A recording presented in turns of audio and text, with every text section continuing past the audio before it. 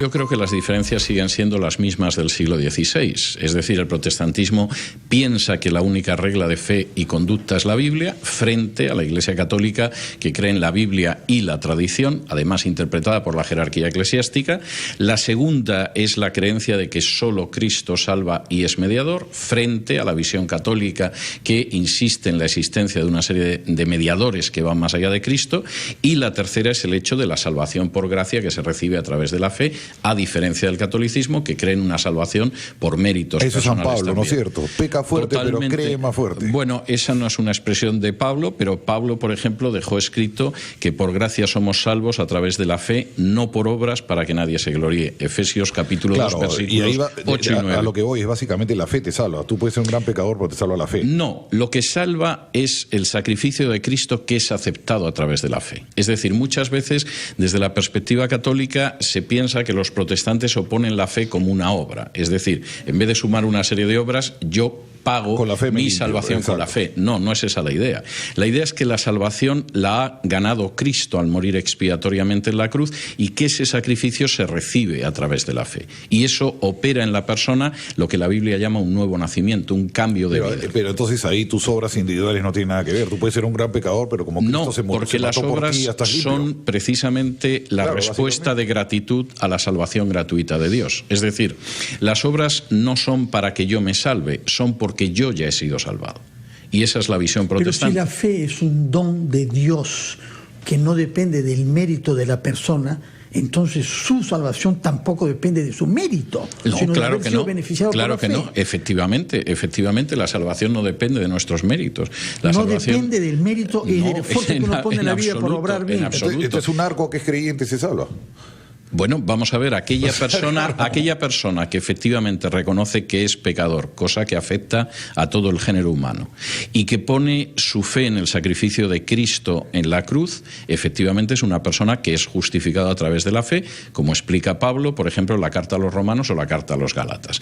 Eso no significa que esa persona después vive de una manera impía, todo lo contrario. La persona que ha recibido por fe el sacrificio de Cristo en la cruz ve cómo se opera un cambio en su interior y opera obras no para salvarse, sino en gratitud al hecho del inmenso amor manifestado por Dios. Yo he visto poca gente más pecadora en el planeta que Pablo Escobar, y era un gran creyente, creía en la fe. Bueno, pero evidentemente no era un creyente en un sentido bíblico. Como dice la Biblia, los demonios creen y tiemblan. Señor Vidal, señora. Yo creo que hay tres aspectos fundamentales en el terreno espiritual. La Reforma, en cualquiera de las confesiones en que haya cuajado, pretendió devolver la Biblia al pueblo. Téngase en cuenta que durante un milenio la Biblia era accesible en latín, lo cual quiere decir que no era accesible a la mayoría de la población. Pretendió devolver Cristo al pueblo, en el sentido de volver a colocarlo en el centro del debate teológico, donde se habían ido introduciendo el culto a otra serie de seres sobrenaturales, y pretendió devolver santos y vírgenes, para ser claros, y pretendió, en tercer lugar, devolver el Evangelio de gracia al pueblo. Es decir, la salvación no es algo que se gana, se merece o se paga, como en el caso de las bulas de indulgencia, sino que es algo fruto directo del amor gratuito de Dios que se ha manifestado en la muerte de Jesús en la cruz. Eso sería en el terreno, si se quiere, espiritual. Pero claro, la Reforma implicó regresar a la Biblia, y eso significó una serie de cambios que marcan una enorme diferencia entre la Europa reformada y la contrarreformada, igual que luego entre la América de la Reforma y de la contrarreforma. ¿Por qué? En primer lugar, porque la Reforma exige leer y escribir. No es una religión de ceremonias, de ritos, es una religión del libro. Y eso implica que en el año 1536 se produce la apertura de la primera escuela pública, gratuita y obligatoria de la historia en la protestante Ginebra.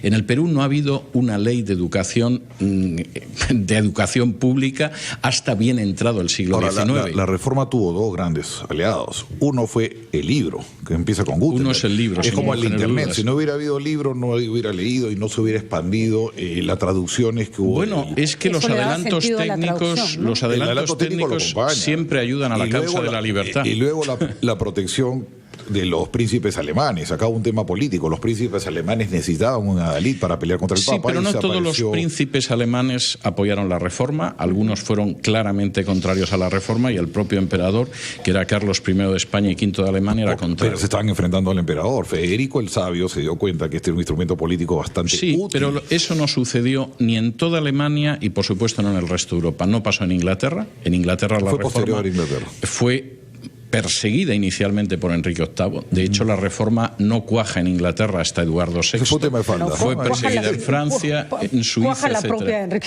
No, Enrique VIII era totalmente contrario a la reforma. Claro, de hecho, quemó a William Tyndale. Lo nombraron paladín de la Iglesia. Bueno, por supuesto, había sido defensor fidei, pero aparte de eso, persiguió a William Tyndale, que tradujo la Biblia, el Nuevo Testamento al inglés, y de hecho lo arrojó a las llamas. Y de hecho, la reforma en Inglaterra comienza a partir de la muerte de Enrique VIII, comienza con su hijo Eduardo VI. La reforma de Lutero tiene un aspecto intelectual, digamos, que tiene que ver con la traducción de la Biblia, además con sus escritos que son sumamente interesantes y que los escribe además cuando está básicamente recluido, y tiene un aspecto social, por ejemplo, el hecho de proponer el matrimonio sacerdotal. Él mismo se casa como un ejemplo para explicar que los sacerdotes no tenían por qué estar excluidos de la vida familiar. Bueno, eso era regresar simplemente al siglo I. Cualquiera que lea las cartas pastorales de Pablo, las dos cartas a Timoteo, la de Tito, habla de que los obispos están casados y que tienen que educar bien a sus hijos para ser un ejemplo para la congregación. Es decir, primero estaba lejos, digamos, ¿no? Estaba lejos, pero ¿no? La reforma fundamentalmente lo que intenta es regresar a la pureza del cristianismo del siglo I. Claro, eso implica hacer tabula rasa de todo lo que fue la Edad Media, pero no solamente en el terreno de la educación o del matrimonio de los clérigos. La reforma dispara la revolución científica.